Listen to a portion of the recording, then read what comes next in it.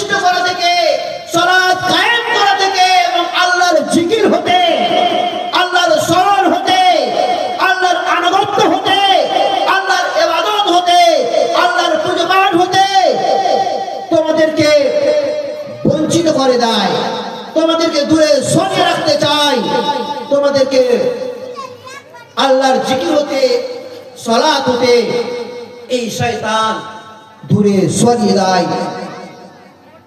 ইসলাম গর্দিগুলো আমার, এই শয়তান হচ্ছে আমাদের প্রকৃত দুশমন, শত্রু।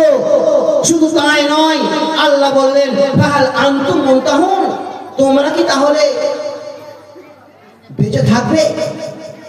তোমরা কি তাহলে বেঁচে থাকবে? বেঁচে যাবে, বাঁচবে কি তোমরা সে অন্যায় কাজগুলো থেকে, খারাপ কাজগুলো থেকে?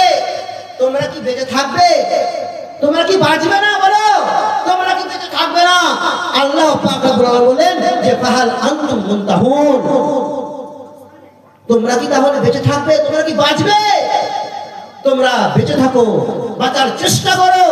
তোমরা অন্যায় কাজ থেকে, এই অবৈধ কাজ থেকে, অশ্লীল